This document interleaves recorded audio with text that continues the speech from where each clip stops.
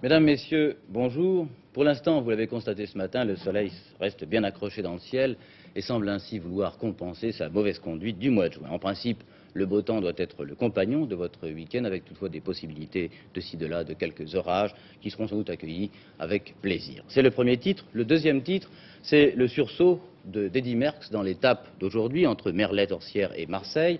Merckx a sans doute voulu prouver qu'on avait trop tendance à le ranger trop vite dans le clan des réservistes du Tour de France. Nous serons d'ailleurs certainement interrompus par l'Eurovision au cours de cette édition, car nous allons peut-être pouvoir vous donner en direct l'arrivée de l'étape à Marseille. Autre titre, les accidents de vacances. Par exemple, un bébé de 8 mois qui est mort littéralement étouffé par la chaleur en Corrèze. Ses parents l'avaient laissé endormi sous leur tente pendant qu'ils allaient se baigner. Accident encore, mais cette fois sur la route. Cet accident repose d'ailleurs le problème de la circulation des poids lourds sur la route des vacances. Cela s'est passé à Montmez, dans l'Hérault. 2 camions se sont percutés et ont écrasé en même temps une voiture de tourisme. En voici les images présentées par Claude Stéphane.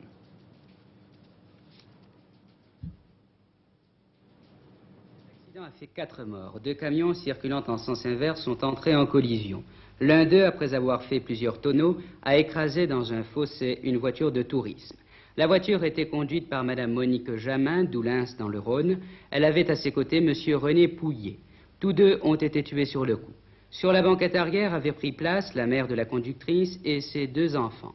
La grand-mère et une de ses petites filles ont été tuées sur le coup, l'autre est grièvement blessée. Quant aux conducteurs des poids lourds, ils ne sont que légèrement atteints. À noter qu'en moins de 24 heures, 3 accidents provoqués par des poids lourds viennent de faire 10 morts. Une fois de plus, donc, on va reparler de la nécessité d'une nouvelle réglementation de conduite pour les poids lourds, avec en particulier l'obligation d'installer de nouveaux systèmes de sécurité, surtout de freinage. Et puis, il y a aussi les funérailles de Louis Armstrong à New York. Des milliers et des milliers de personnes étaient venues hier rendre un dernier hommage au grand trompettiste de jazz. Vous allez voir ces images. Dans la foule, bien sûr, tous les grands de la chanson et du jazz. Il y avait Frank Sinatra, Bing Crosby, Benny Goodman, Lionel Hampton, Ella Fitzgerald et bien d'autres encore. Le président Nixon avait envoyé son représentant personnel. Voici le cercueil qui est maintenant descendu du fourgon. Une phrase prononcée dans l'oraison funèbre. Louis Armstrong était sans doute le meilleur ambassadeur de bonne volonté que les États-Unis aient jamais eu.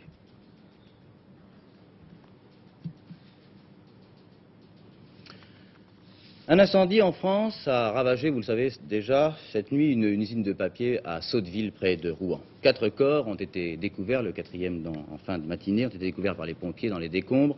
Le feu a éclaté hier après-midi et a trouvé bien sûr un aliment de choix dans un bâtiment de 5000 mètres carrés. C'était en effet la réserve de papier et de cellulose prêt à l'expédition. Les pompiers ont surtout essayé de limiter les dégâts, d'empêcher que les flammes s'étendent à d'autres bâtiments. Le feu s'est répandu si vite d'ailleurs que les 4 personnes ont été surprises avant de pouvoir s'enfuir. Les pompiers cherchent maintenant à savoir de quelle façon exactement le feu a éclaté dans une entreprise où les systèmes de sécurité devaient être particulièrement efficaces. Ça n'a pas été le cas. Les affaires de la finance maintenant. Les financiers vont avoir un dossier à emmener en week-end, deux dossiers même, celui du crédit et celui du fonctionnement de la bourse. D'abord le crédit. Gérard Vidalange, le ministre des Finances vient de décider une série de mesures qui vont rendre en somme le crédit moins facile.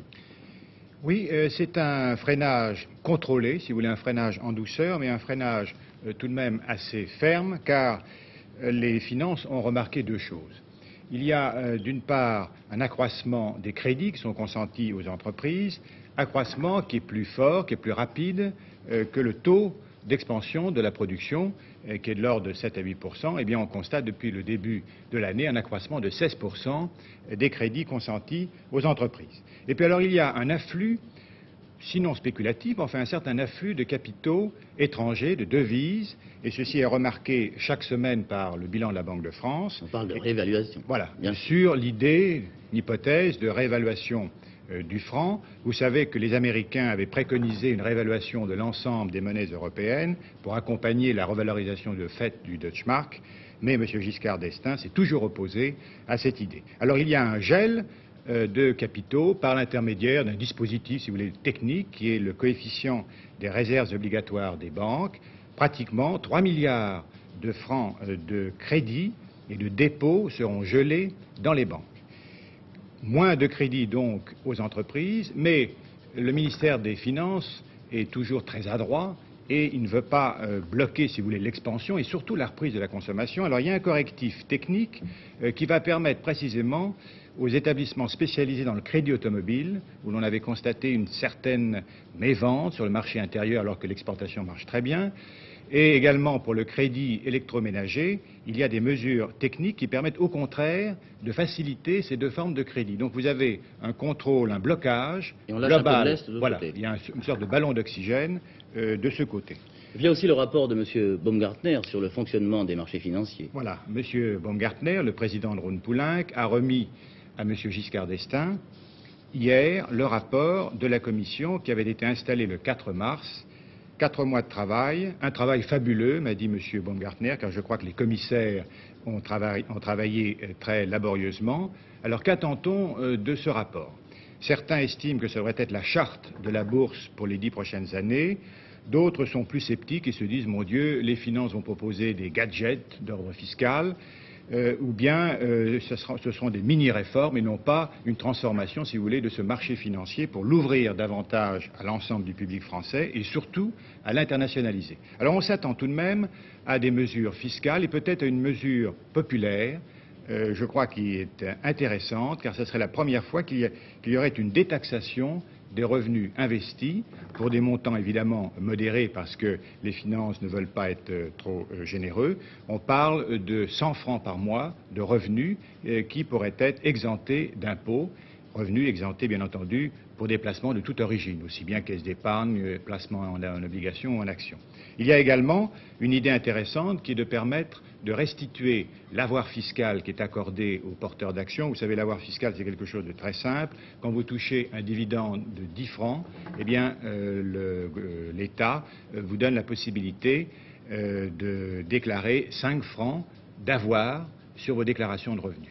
Cet avoir fiscal n'est pas reconnu à l'ensemble des porteurs étrangers et précisément on permettrait aux organismes collectifs de placement de bénéficier de cet avoir fiscal, d'où achat, si vous voulez, démultiplié en valeur française de la part des investisseurs étrangers. Bon, ben, nous aurons certainement l'occasion au cours de la semaine prochaine de revenir sur ces problèmes. Le samedi est traditionnellement le jour des bilans de fin de semaine, après celui des affaires financières et économiques, celui d'une enquête policière. Le fameux milliard de Strasbourg, dont on est toujours sans nouvelles. Les policiers l'ont dit au départ, le hold-up a été monté par des professionnels, peut-on dire. Ah, mais je crois que nous allons être interrompus par l'Eurovision. Bon, parfait. Eh bien, nous verrons ce problème de l'enquête de Strasbourg après l'Eurovision, qu'on nous annonce dès maintenant et qui va nous permettre de voir l'arrivée de l'étape à Marseille. Merckx, je crois, est toujours en tête.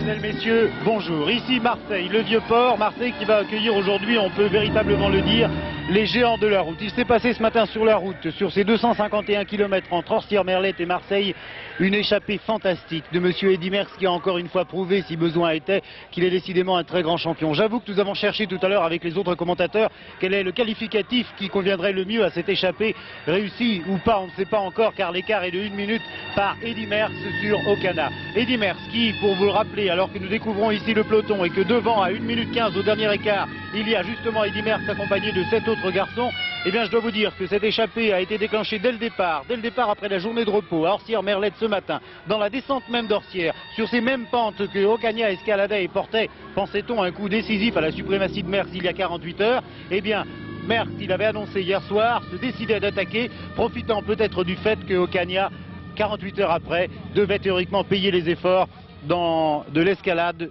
en solitaire d'Orsières-Merlette. Je dois vous dire que ce matin, Vakmans, Merckx, Huysmans, Paolini, Armani, Aymar, Van der Vleuten, Boullou et Le Thor, accompagnés de Sanker, Stevens et Haring, prenaient le départ, descendaient le plus rapidement possible à 90 à l'heure sur ces petites routes d'Orsières-Merlette vers Gap. Ils étaient 12, 3 hommes étaient décrochés, tant l'allure était rapide. Sanker, Stevens et Haring, alors que justement ici nous sommes déjà dans Marseille, à proximité de Marseille, à moins de 10 km de l'arrivée, et qu'après avoir vu le peloton tout à l'heure du haut de notre hélicoptère, nous allons rejoindre maintenant la tête, les 9 hommes qui restent en tête: Vakmans, Merckx, Huysmans, Paolini, Armani, Aymar, Van der Vleuten, Boullou, Le Thor, et qui ont peut-être réussi une échappée fantastique, prodigieuse de 251 km. On ne le sait pas encore. À 13h06, au moment où peut-être déjà pendant le journal on vous parlait de cette retransmission avancée, puisque les coureurs arrivent avec 1 heure d'avance aujourd'hui à Marseille. Cela a dérangé peut-être quelques citadins de Marseille qui n'aiment pas le cyclisme, mais cela a surtout, je pense, surpris quelques services officiels, car nous sommes tout à l'heure rentrés dans Marseille. C'était pratiquement une véritable panique. Je pense que tout est organisé maintenant et que nous allons pouvoir suivre, je l'espère, cette échappée et ce suspense, alors que nous sommes ici justement devant ces 9 hommes de tête qui, vous le savez, sont emmenés par Eddy Merckx depuis ce matin 8 heures. Voilà les écarts. Au kilomètre 122, il y avait 2,10. C'est l'écart maximum enregistré entre Merckx et Ocana, car c'est là la lutte de 2 hommes et non pas de plusieurs hommes. Au kilomètre 143, 1 minute 20 entre Merckx et Ocana. Au kilomètre 163, 1 minute 30. Au kilomètre 190, 1 minute 45. Et puis c'était au kilomètre 206, 1 minute 30. Au dernier écart, à moins de 10 km de l'arrivée, à 13h11, alors que nous rejoignons maintenant avec la moto-émettrice justement ces 9 hommes de tête, au dernier écart, eh bien il y avait exactement 1 minute, je pense, je n'ai pas la précision de l'écart ici sur ce papier, mais 1 minute 15 à peu près, entre ces 9 que nous découvrons. Il y a dans ces 9 le numéro 8-3, Huysmans, que vous avez vu, le Peugeot c'est Boullou, il y a juste devant lui, là-bas, le numéro 10, Vakmans, il y a à gauche ici, le numéro 1 que vous connaissez, qui a le maillot Molteni, c'est nouveau dans ce Tour de France. Il s'agit évidemment d'Eddy Merckx, car il était, lorsqu'il avait été dépossédé de son maillot dans le col de Porte, possesseur, vous le savez, du maillot blanc du combiné. Eh bien, Eddy Merckx n'est plus leader du maillot blanc et maintenant il se retrouve avec un maillot de son équipe Molteni. C'est assez rare. Et je dois vous dire aussi que dans ces 9 hommes de tête, on n'a pas chômé ce matin. Certes, certains ne menaient pas, en particulier Le Thor, on comprend pourquoi, il fait partie de l'équipe à Ocana. Et puis il y avait aussi Van der Vleuten qui prenait parfois des relais, Aymar qui ne savait pas trop quoi faire, voilà justement Van der Vleuten ici qui sert ses cale-pieds, qui prépare peut-être le sprint. Il y avait 2 Italiens qui menaient avec Merckx, car il y avait Paolini dans ce groupe de tête, Paolini qui est bien placé au classement général, bien qu'étant très loin, rappelons-le, à 26 minutes 29. L'homme qui va faire une bonne opération si l'échappée réussit, c'est évidemment Eddy Merckx, que vous voyez plein cadre ici. Eddy Merckx qui aujourd'hui a rejoint encore, je pense, et est peut-être même allé plus loin que les grands du cyclisme de ce que nous avions vu. Merckx qui, vous le savez, avait peut-être non pas parlé d'abandonner, mais pensé qu'il devait se résoudre à une 2e place au classement général à la Cipale. Et bien Merckx qui prouve qu'il va peut-être lutter tous les jours sur les routes. Et nous allons, je pense, tout de suite recevoir Richard Diot sur la moto-émettrice, alors que les coureurs vont entamer une descente qui doit nous amener vers le Vieux-Port à moins de 7 km de l'arrivée. Toujours le dernier écart, Richard, 1 minute 25 secondes. À vous.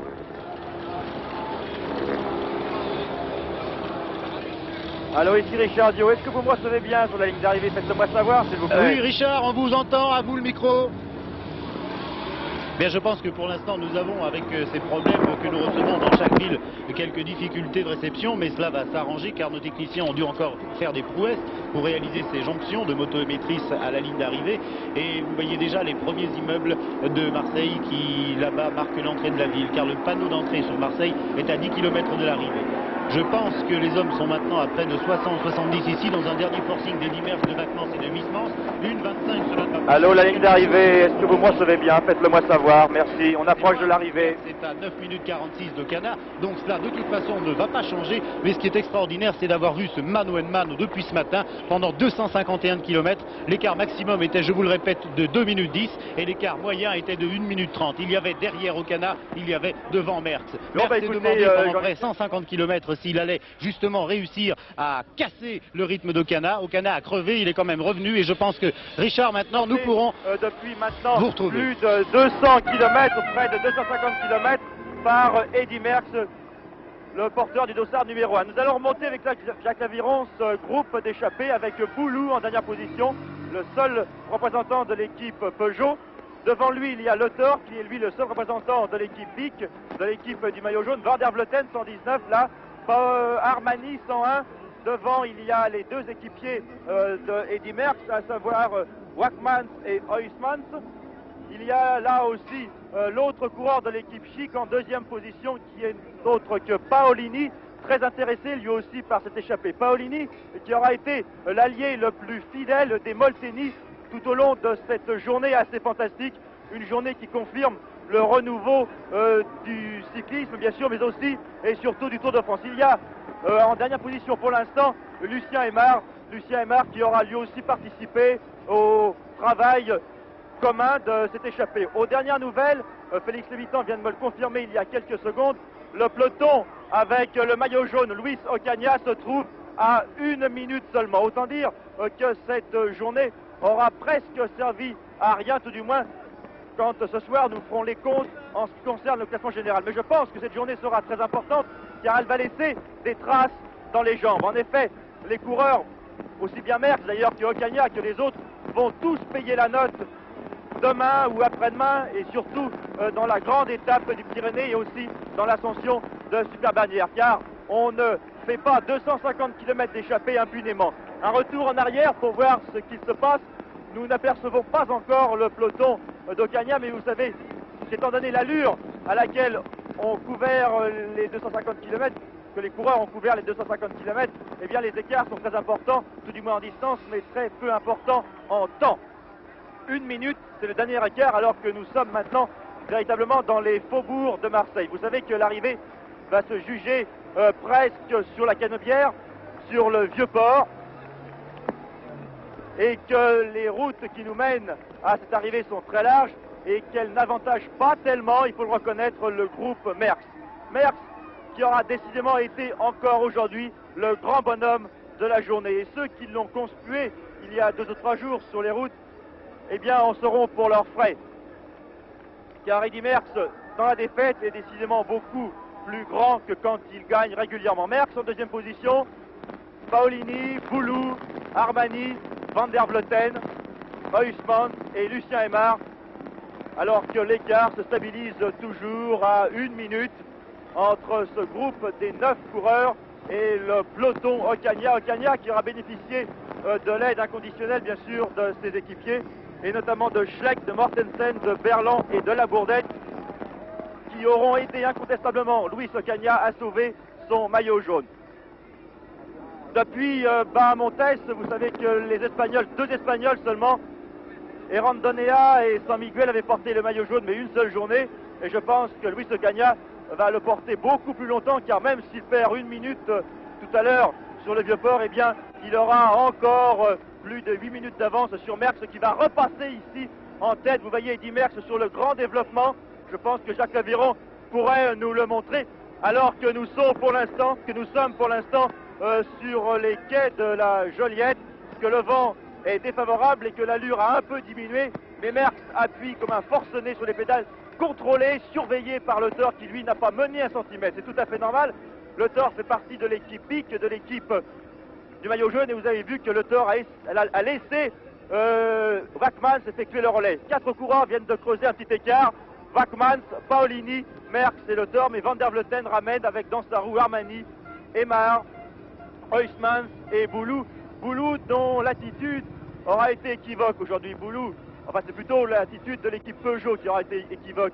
Je ne comprends pas très bien pourquoi Boulou a mené fréquemment dans cette échappée alors que les leaders de l'équipe Peugeot sont derrière avec notamment Thévenet et Delisle. Mais enfin il faut croire que Gaston Peau avait ses raisons de faire travailler Boulou, qui va essayer de revenir là sur Eddy Merckx qui s'est échappé encore une fois avec notamment Le Thor. Nous approchons du Vieux-Port, nous sommes là le long des quais de la Joliette. Les attaques fusent de toutes parts maintenant dans ce groupe de tête qui s'est scindé en trois. Nous allons le remonter. Huysmans, Wackmans et Van der Vleuten. Le trio, la deux queues pour l'instant. Je pense que nous pourrions aller devant maintenant. Wackmans, Huysmans, Van der Vleuten. Oui, une petite seconde Jean-Michel s'il vous plaît, car les choses vont très vite ici en tête. Boulou maintenant, Armani, Émard qui se retourne pour savoir ce que font les coureurs de la Chic. Et c'est Van der Vleuten qui ramène tout le monde. Voilà, les 9 hommes se retrouvent ensemble maintenant à un peu plus de 4 km de l'arrivée, je pense. Et c'est de nouveau l'équipe Molteni qui assure maintenant le train. Aux dernières nouvelles, je pense qu'il y a toujours une minute. Jean Leliot et Félix Lévitan me font signe effectivement une minute à moins de 4 km de l'arrivée. À vous Jean-Michel.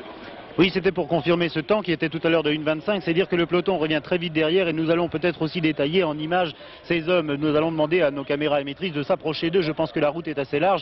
Vous voyez ici l'effort de Huysmans qui a été aussi l'un des grands bons hommes et puis je pense aussi il faut s'attarder sur cette position de Merckx, beaucoup plus en arrière aujourd'hui. Je crois qu'il a modifié complètement sa position et qu'en tout cas il veut porter un grand coup. Regardez Merckx, il aura fait une mauvaise journée. Tout à l'heure j'en discutais avec Fred De Bruyne. Fred De Bruyne m'a dit je ne comprends pas ce qu'il a fait aujourd'hui car c'est une opération suicide. Que va-t-il reprendre au classement général? 3 places peut-être il va être, si l'écart est de plus de 1,23 ce soir, il va passer 3 hommes au classement général, c'est-à-dire qu'il va se retrouver deuxième du Tour de France. Mais quel sera son avantage sur Ocaña? Eh bien toujours de 7 minutes d'avance pour Ocaña sur Merckx. Alors donc si Ocaña n'est pas revenu, c'est peut-être qu'il a voulu pendant 250 km, nous lui poserons la question tout à l'heure alors qu'Émard se retourne, nous avons peut-être l'impression que Eddy Merckx, piqué au vif, n'a absolument pas voulu se laisser rattraper par le peloton et qu'il a mené cette opération suicide avec une 15 d'avance qui ne va pas, je le répète, modifier quelque chose au classement général car Merckx est encore à 7 minutes de canal. Alors je pense qu'il faut le rappeler. Quant à Boulou, Richard, eh bien Boulou il défendait les casquettes jaunes, ne l'oublions pas, dont se sont emparés justement l'équipe de Mer. À vous le micro. À vous Richard. Allô, la ligne d'arrivée.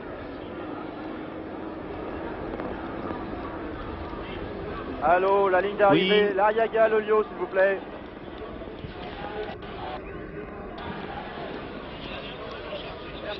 Oui, je vous demandais l'antenne car en tête un homme vient de tenter de s'en aller là-bas. Il s'agit du seul coureur de l'équipe Peugeot, précisément Boulou, qui vient de prendre une dizaine de mètres d'avance. Mais évidemment, les Molteni réagissent immédiatement avec notamment Huysmans et Wackmans qui auront été les deux alliés de Merckx. C'est tout à fait normal, ils font partie de la même équipe.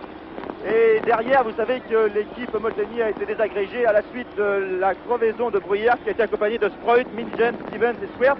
1 kilomètre, Boulou est rejoint à la flamme rouge indiquant le dernier kilomètre.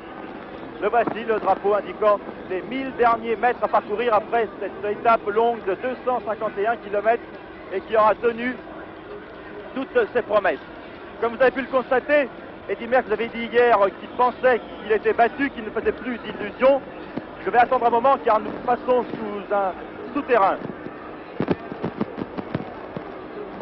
Eddy Merckx nous disait qu'il ne se faisait plus d'illusions. Eh bien, il ne faut pas trop croire ce que dit Merckx quand nous allons l'interviewer, car il a prouvé aujourd'hui qu'il n'était pas du tout décidé à laisser Ocaña gagner le Tour de France très facilement, bien au contraire, puisqu'aujourd'hui il a attaqué dès le départ avec ses équipiers de la Molteni, Huysmans et Wackmans, qui vont peut-être là, dans quelques secondes, aider Merckx à s'attribuer les secondes de bonification. Nous allons poursuivre, s'il vous plaît, si, allez-y Roger Falaise, il faut absolument que nous suivions cette sprint avec les coureurs de tête, mais je crois que nous sommes un peu lâchés maintenant, Jean-Michel, alors à vous pour le sprint. Oui, effectivement, rappelons donc la composition de ce groupe de tête: Vakmans, Merckx, Huysmans, Paolini, Armani, Aymar, Van der Vleuten, Boulou, Le Thor. Des bonifications de 20 secondes au premier. Je prends en même temps le chronomètre pour savoir l'écart qui séparera finalement pour le sprint. C'est je pense Armani, non, Armani, oui, ou Merckx peut-être, je ne sais pas, Merckx, Armani dans l'ordre, Aymar, Van der Vleuten, il y a aussi Paolini, et puis Le Thor, et le dernier est Boulou. Eh bien voilà donc avec aussi Vakmans et Huysmans, c'est arrivé des deux hommes. Je n'ai plus déclenché mon chronomètre, je pense que l'écart ne doit pas être quand même très important. Nous allons quant à nous faire attention car le peloton Ocana va arriver juste derrière, Gilbert Lariaga, à moins de 1 minute au dernier écart, et nous pourrons évidemment suivre le sprint à 1 minute 15 à l'arrivée d'Eddy Merckx. Je pense qu'Eddy Merckx a essayé de battre Armani. Je pense aussi que dans un dernier sursaut pour s'attribuer justement les 20 secondes de bonification plus l'écart, il s'agit bien d'Armani ici qui lève le bras et qui dit qu'il a gagné. Je ne sais pas si c'est lui, mais je pense que Merckx a réussi encore dans un dernier rush après tous les efforts fantastiques qu'il a fournis aujourd'hui. Il a peut-être réussi à le battre sur le fil. C'est le juge officiel qui nous le dira tout à l'heure. En tout cas, je crois aussi, Richard, que nous pourrions peut-être recueillir les premières impressions de Merckx pour savoir si c'est une opération suicide, car il est resté pendant 251 km à 1,45 en moyenne, 1,45 de Merckx, alors de Ocana. Je ne sais pas si aujourd'hui, ou demain plutôt, ou après-demain, Merckx ne va pas laisser des plumes dans cette affaire. En tout cas, par ce qu'il a réalisé aujourd'hui, il a prouvé qu'il était presque un surhomme, un très très grand champion que nous répétons, nous le disons souvent, je pense qu'il faut le dire, car ce qu'il a fait aujourd'hui sous la chaleur, vous savez que nous sommes exactement en ce moment dans le sud, exactement dans les mêmes conditions atmosphériques que hier dans le nord, puisqu'il y a un petit décalage de 24 heures, et je pense que là-bas sur la ligne d'arrivée, il y a le peloton qui se présente sur les quais du Vieux-Port devant la mairie à moins de un peu plus d'1 minute quand même. Cela fait 1,30, 1,40 maintenant, donc l'écart est plus important. Dans la descente sur Marseille, les hommes ont réussi à creuser encore en tête un écart qu'on ne soupçonnait pas à moins de 10 km, et le sprint est lancé entre le tenant du maillot vert, Guimard là-bas, Guimard avec évidemment les Belges. Je ne sais pas qui va l'emporter. Est-ce que Carstens va réussir à placer sa pointe? C'est Guimard qui l'enlève devant Carstens. Ensuite il y a Eric de Vlaminck, il y a également Barry Ovan, et ici Zop Zoutmelk avec le maillot jaune Ocana qui franchit la ligne à son tour. Il y a Thévenet, il y a Genet, il y a Van Springel qui était l'un des derniers Molteni à être présent dans le groupe de Ocana, car Ocana était entouré de 2 équipiers de Merckx seulement, Van Springel et Van Schiel. Eddy Merckx, le voici. Je ne sais pas s'il est fatigué, je pense que oui, il a fourni un effort fantastique, et je crois que Richard, vous êtes à côté de lui, je ne sais pas s'il a repris sa respiration. Est-ce que c'est une opération suicide, cette échappée d'aujourd'hui, ou est-ce que Merckx pensait pouvoir distancer à 48 heures d'Orsières-Merlette Ocana?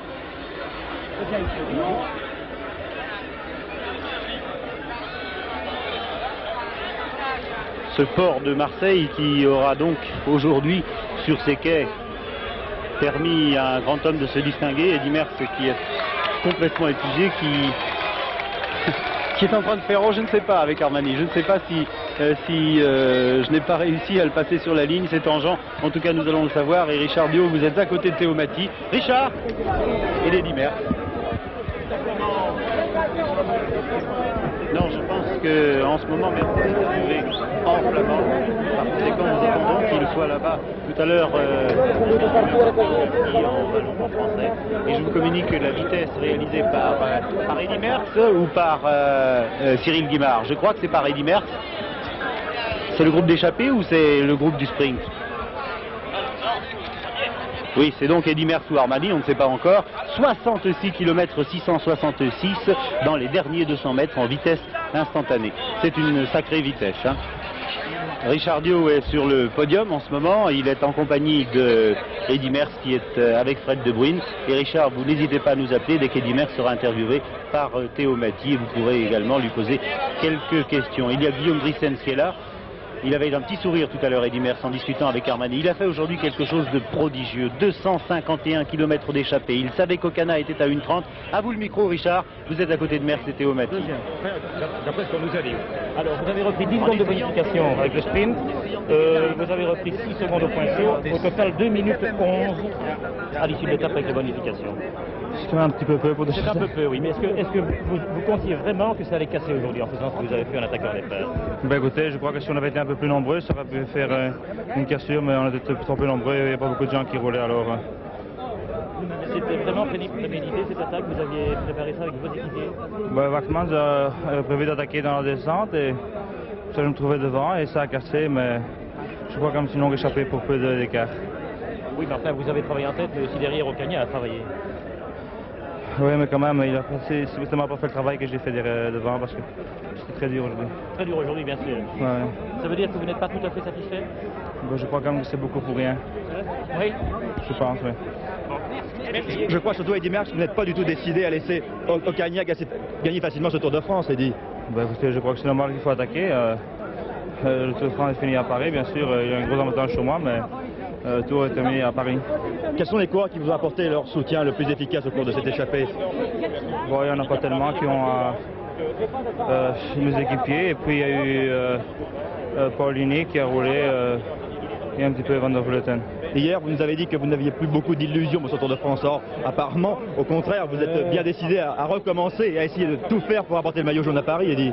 Bon, bien sûr, il ne faut jamais laisser tomber les bras, mais je vois quand même que ce sera très difficile. Merci beaucoup, Eddy.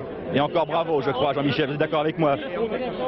Évidemment, on ne peut qu'applaudir à ce qu'a fait Eddy Merckx aujourd'hui, même si c'est, comme on peut le penser, une très bonne opération réalisée également par Ocaña, car il a limité les dégâts. Voici Armani sur le podium, c'est la confirmation qu'il a donc gagné cette étape. Je vous donne le classement, mais je pense que ce qui compte avant, c'est de vous donner l'écart qui sépare exactement maintenant Eddy Merckx d'Ocaña au classement général. Merckx, par cette opération, devient deuxième au classement général. Il passe Zoutmelk, il passe Van Impe, il passe Gösta Peterson.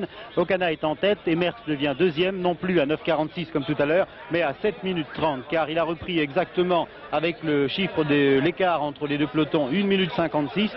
À ces 1 minute 58, nous ajoutons 20 secondes de bonification, ça fait 2 minutes 16 et Merckx est maintenant à 7 minutes 30 d'Ocaña. Le tour n'est pas terminé malgré ce qu'en disait Merckx hier, peut-être pour justement noyer le poisson comme l'on dit.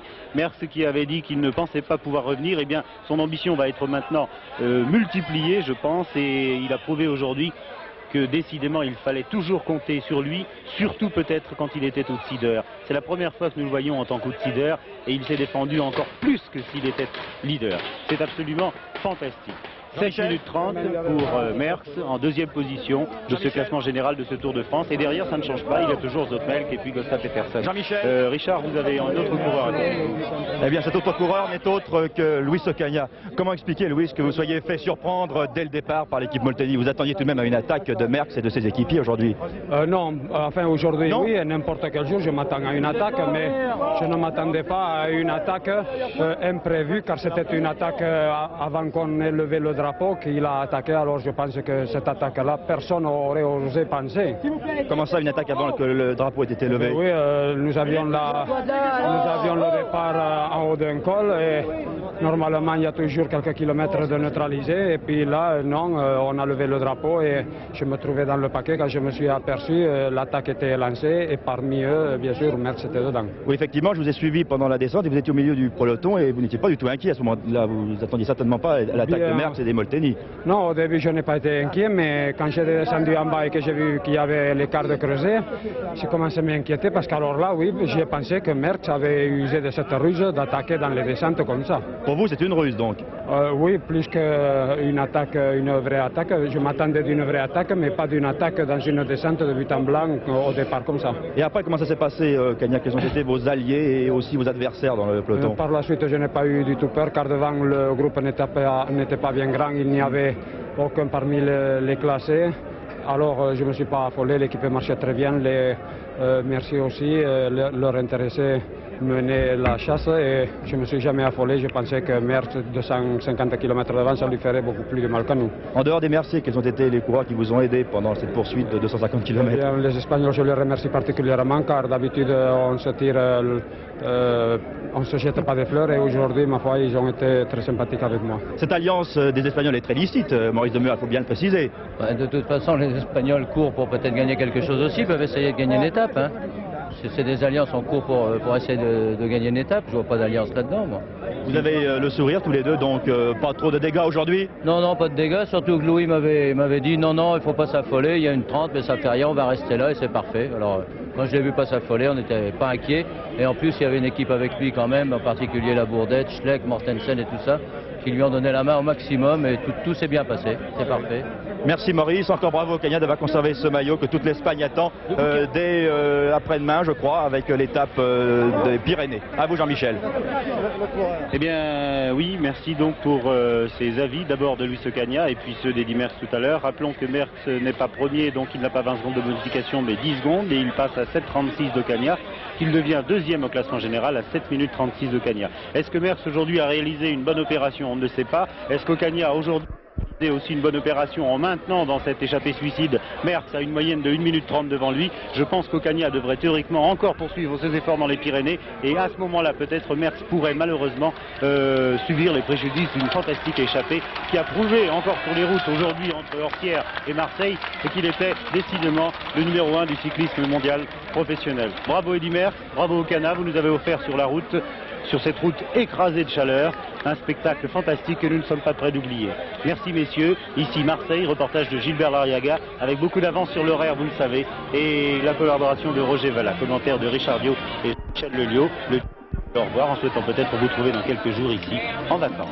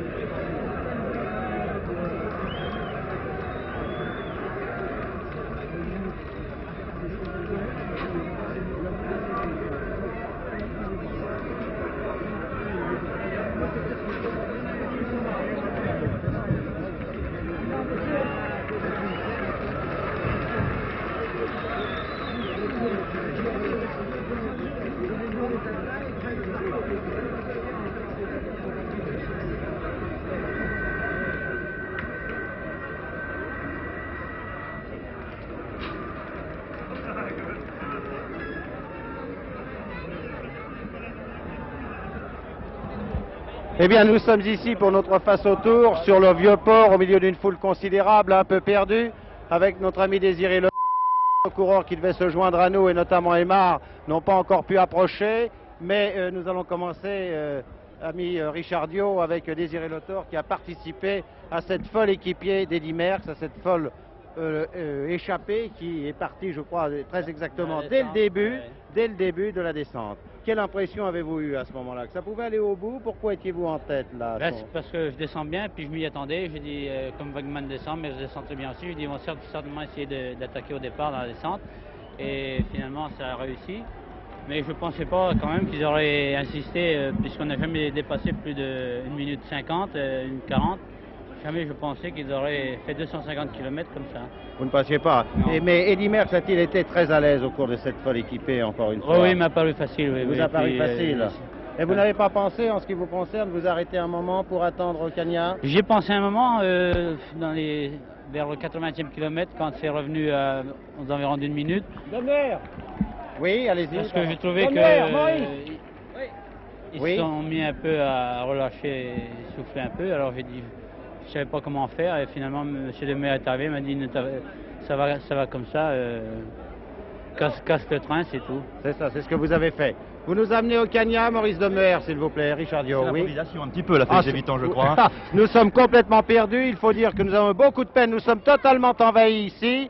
Nous sommes désolés, mais voici maintenant qu'arrive Ocaña. Ocaña qui a fait une poursuite extraordinaire, qui va venir s'asseoir à côté de moi à ma droite. Vous le voyez arriver.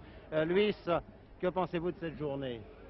Ça a été une journée, je m'y attendais un petit peu, mais en fait je ne m'attendais pas à une attaque de cette façon-là. Je m'attendais à une attaque au cours de la journée, mais surtout pas au départ car on est parti trop tôt. Je n'aurais jamais pensé que Merckx aurait attaqué à la surprise générale dans une descente alors qu'à peine si on avait donné le départ, je ne m'étais même pas aperçu que le départ était donné. J'étais en train de causer avec la radio et quand je suis revenu un peu devant, Merckx était déjà parti. Oui, parce que d'habitude, vous ne le quittez pas d'une semelle, vous l'avez toujours à l'œil. Oui, je l'ai toujours à l'œil, mais comme je vous dis, je ne pensais absolument pas que Merckx pouvait attaquer comme ça de but en blanc dans une descente alors que la course n'était pas commencée.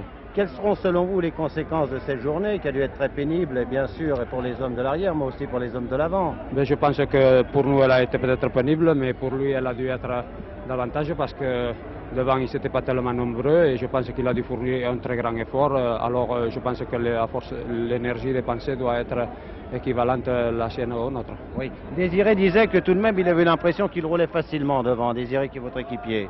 Vous entendez ce que dit Luis? Ça devait être au moins aussi pénible, sinon plus à l'avant qu'à l'arrière. Oui, bien certainement, parce que tout le monde a souffert de la chaleur et des routes qui ne rendaient pas, tout ça. Et par moments, je pensais vraiment qu'ils allaient lâcher prise, ils n'insistaient pas dans des courses. J'ai vu au bout de vers le 60e kilomètre, c'est vraiment revenu près. Je dis, et quand on est arrivé au ravitaillement aussi, je dis ils vont se relever. Et finalement, c'est toujours resté aux environs d'1 minute, 1:25. Et alors ils ont toujours eu le moral de continuer. Mais quand vous étiez à 55 secondes, Luis, vous avez été informé que vous étiez à 55 secondes? Oui, je ne me suis jamais affolé. Au ravitaillement, on était très près. Mon équipe était très forte à ce moment-là. Et j'ai justement commandé de ne pas s'employer à fond. Je voulais plutôt porter l'effort par la suite, mais par la suite, mon équipe a lâché un petit peu et c'est pour ça qu'on a dû céder du terrain en fin de parcours. Nous sommes là, oui Richard, pardon. Oui, je crois, Félix Lévitan, que c'est Eddy Merckx qui subira les influences les plus désastreuses de cette étape. Car il a fait beaucoup plus d'efforts, à mon avis, que Ocaña qui était derrière avec son équipe. Je crois que j'ai suivi Merckx souvent et Merckx a l'impression de pousser beaucoup plus fort que Ocaña. Quel est l'avis de Luis à ce sujet? Ça, je m'en doutais derrière. C'est pour ça que je ne me suis jamais affolé parce que devant le nombre de coureurs n'était pas tellement élevé. Donc il était, s'il voulait prendre de l'avance, il était obligé de s'employer à fond. Alors que moi, avec mon équipe travaillait formidable et moi, j'en gardais toujours sous la pédale. Donc lui, certainement, était obligé de s'employer beaucoup plus que moi. Une petite seconde, Félix Lévitan. Tout à l'heure, en Eurovision, Luis Ocaña m'a dit que le démarrage de Merckx dans la descente était en fait une ruse. Qu'est-ce que veut dire Ocaña par ça? Est-ce une ruse véritablement ou alors est-ce régulier? Eh bien, régulier, tout est régulier, mais enfin, je ne pensais pas que d'un homme fort comme lui, il aurait employé cette ruse dans une descente où on n'était même pas prêt au départ. Eh bien, vous allez vous retrouver demain contre la Montalbille. Il y avait là le jeune Labourdette. Simplement encore, vous avez fait de gros efforts à l'arrière, mais je crois que vous n'en êtes pas mécontent. Non, non, pas du tout. Il fallait le faire et pour tenir le maillot quand même, mais on a perdu très peu de temps, on a le moral encore. Bon, vous avez bon moral quand même, hein, Luis? Le moral est très bon, la condition physique également, alors... Eh bien, nous vous allons donner rendez-vous rendez-vous, si vous le voulez bien, demain à Albi contre la montre, et c'est là, je crois, qu'il y aura une nouvelle et sérieuse explication. Alors à demain, ou plutôt non, demain c'est dimanche, je crois qu'il n'y a pas de passe autour, mais nous nous retrouvons après-demain, Richard. C'est exact. Alors après-demain, et merci pour votre attention.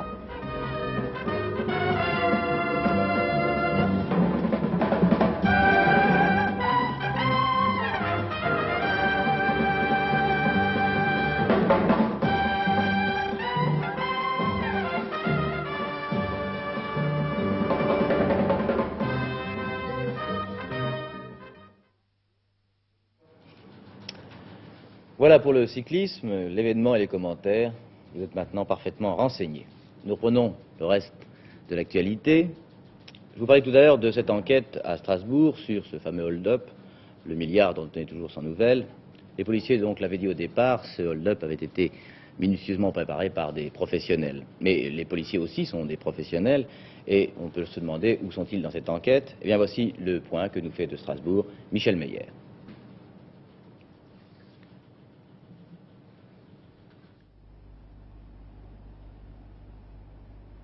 Combien de personnes? 5. 5 à mon avis. Armées? Armés, oui, avec des revolvers. Armés, en nombre, le professionnalisme des auteurs du hold-up ne fait plus aucun doute. D'éventuelles complicités au sein de la poste, le changement d'une serrure pour accéder à l'intérieur de l'établissement, l'utilisation de plusieurs fourgonnettes de relais ou de diversion pour brouiller les recherches, tout sous-entend une extrême minutie et partant, l'intervention d'un grand spécialiste du genre. Ce dernier facteur oriente peut-être d'ailleurs les soupçons des enquêteurs. Il reste que la physionomie même des auteurs du hold-up était trompeuse. La police ne peut toujours pas accorder une grande valeur au portrait robot. Ces gens ont pu se grimer, soit avec de fausses moustaches, soit avec des cheveux postiches. Et tout cela, bien sûr, est sujet à caution. Voilà. 10 millions anciens de récompense, c'est ce qu'a promis la police à celui ou celle qui donnera la bonne information, celle qui permettra de découvrir les gangsters. Depuis, des centaines de suspects sont découverts tous les jours. La nuance n'est pas toujours faite entre civisme, plaisanterie et délation primaire. La police ne néglige pourtant aucune piste. 12 policiers sont descendus armés avec des fusils mitrailleurs, ont cerné l'hôtel et dont 2 policiers sont rentrés arrêter ces 2 clients qui consommaient à table. Vous les connaissez, ces 2 clients? Oui, très bien, parfaitement. Ce sont 2 clients qui viennent presque chaque fois qu'ils sont à Strasbourg chez nous, puisqu'ils sont de Paris. On raconte tout de suite l'endroit est mal fréquenté, etc. Quand on voit 3 camionnettes de policiers armés avec des fusils mitrailleurs. Et puis, personnellement, ça m'a causé un préjudice commercial. Maintenant, reste à voir si les gens comprendront que c'était une simple erreur. Comment pensez-vous que la PJ a été alertée? Ben, il paraît que par un coup de fil anonyme. Évidemment, c'est très bête. Nous progressons tout doucement, excessivement doucement, et nos chances sont minces, car cette affaire a été préparée avec tellement de minutie par des gens sans doute excessivement qualifiés, que nous avons peu de chance d'obtenir très rapidement un résultat. En bref, maintenant, l'affaire de la garantie foncière d'abord. Vous savez qu'un administrateur judiciaire, M. Bévière, a été nommé hier. Aujourd'hui, l'APROGI, un organisme qui rassemble 7 des sociétés civiles de placement immobilier sur 41, vient d'écrire au ministre des Finances. L'APROGI propose la réunion d'une table ronde, comprenant en particulier le ministère des Finances et l'association des banques, pour tenter de trouver une solution aux problèmes posés par la garantie foncière. En attendant, 3 syndics enquêteurs vont expertiser les biens de la société et examiner aussi les comptes. 2 conflits sociaux en perspective. D'abord, dans la marine marchande, les syndicats des officiers durcissent leur mouvement de grève et décident de retarder de 4 jours le départ des bateaux entre le 14 juillet et le 30 juillet. D'autre part, les contrôleurs de la navigation aérienne CGT et CFTC menacent de faire grève si leurs revendications ne sont pas examinées avant le 13 juillet. Enfin, je vous signale les précisions données par le ministre de l'Équipement, M. Albin Chalandon, au sujet des plages privées. Le ministre indique que tous les murs ou les écriteaux plages privées devront être enlevés et que les accès publics à la mer sont maintenant obligatoires pour tout le littoral. Les concessionnaires, ce qu'on appelle les plagistes, devront en particulier réserver une partie de la plage au public, et cela sans redevance. Les affaires de l'étranger maintenant. D'abord, une nouvelle affaire New York Times. Après avoir révélé et publié les documents secrets sur le Vietnam, le grand journal libéral américain publie aujourd'hui le rapport secret de la CIA que la CIA vient d'envoyer au président Nixon sur le plan de paix proposé par Mme Bean. Par parenthèse, la CIA n'est pas du tout favorable à ce plan de paix, dont le président Nixon va d'ailleurs s'entretenir avec son conseiller spécial, M. Kissinger. M. Kissinger, plutôt, est aujourd'hui au Pakistan. Il doit passer par Paris, où il rencontrera peut-être un membre de la délégation du Nord-Vietnam. Et puis, il y a le Pakistan. Mais le problème des réfugiés, cette fois.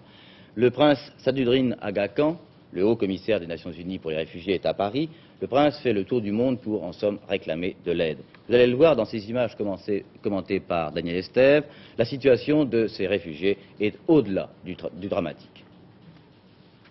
Mars 1971, le Pakistan se déchire. La province orientale, qui ne reconnaît plus l'autorité de Karachi, proclame son autonomie. Tout divisait déjà les deux provinces, en premier lieu les quelques 1800 kilomètres qui les séparent. La guerre civile, avec son cortège de morts, de destruction et d'horreur, précipite le divorce. Pour les populations civiles qui fuient les combats, un seul refuge, l'Inde. Dès le début de la guerre, c'est par familles entières que tout un peuple envahit les régions frontalières. Des files interminables se forment sur les bords du Gange qu'il faut franchir pour trouver un abri. En 2 mois, 5 millions de Pakistanais fuiront leur pays. Très vite, les camps d'hébergement installés par les autorités indiennes se révèlent insuffisants. Privés d'installations sanitaires et de points d'eau potable, ils accueillent 5 fois plus de personnes qu'ils n'en peuvent héberger. Et pour ceux-là qui ne peuvent y vivre, restent les terrains vagues et leur canalisation de fibrociment.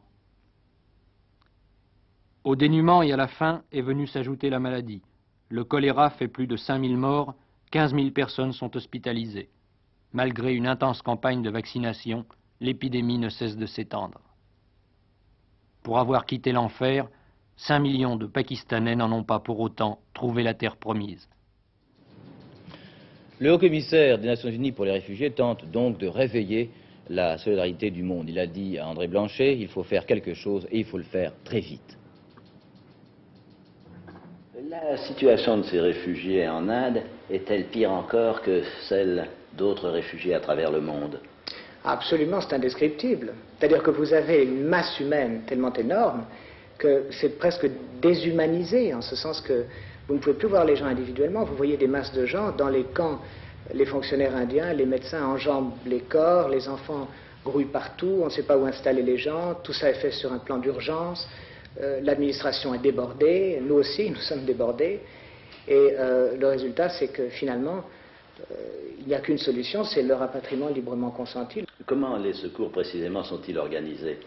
Eh bien, d'abord par le canal multilatéral de l'ONU, c'est-à-dire par les institutions spécialisées humanitaires comme l'Organisation mondiale de la santé, le Fonds pour l'enfance, l'Organisation pour l'alimentation et l'agriculture, le Programme alimentaire mondial et mon bureau, le Haut-Commissariat. Et nous avons jusqu'à présent canalisé près de 550 millions de francs lourds à destination du gouvernement indien. Ceci n'est qu'une partie de ce qui a été fait par la communauté internationale, parce que beaucoup de contributions ont également été versées bilatéralement. Le total s'élève à près d'1 milliard de nouveaux francs lourds jusqu'à présent. Cette aide indienne et internationale est-elle en proportion des besoins? Pas vraiment. Pas vraiment.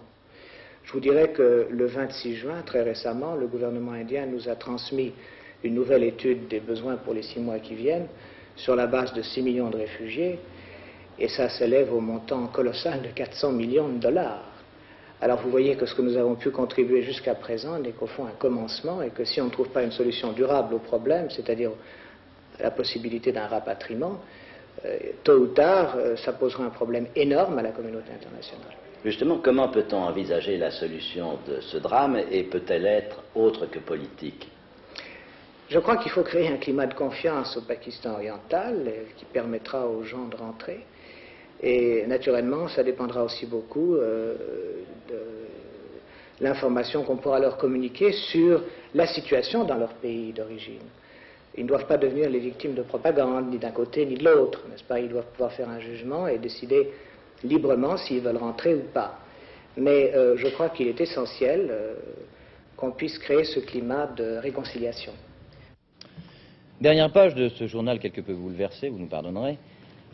Nous retournons au sport d'ailleurs. D'abord en natation, je vous le signale, un record. La jeune Australienne Shane Gould vient de battre le record du monde du 400 mètres nage libre féminin en 4 minutes 21 secondes et 2 dixièmes. En escrime, la France est championne du monde de fleuret. L'équipe de France a battu la Pologne par 9 victoires à 7. Voici d'ailleurs le dernier match commenté par Daniel Leclerc.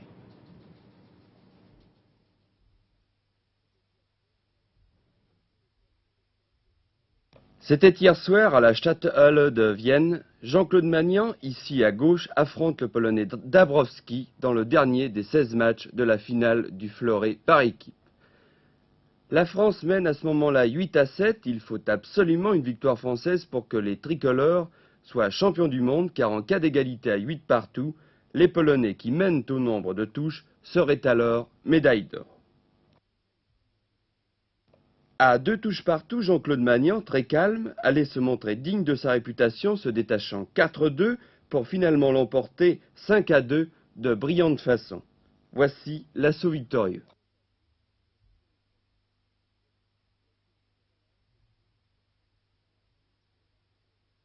Voilà, c'est fait, nos 4 mousquetaires, Magnan, Revenu, Noël et Talvar, sont champions du monde de 1971 devant la Pologne et l'Union soviétique.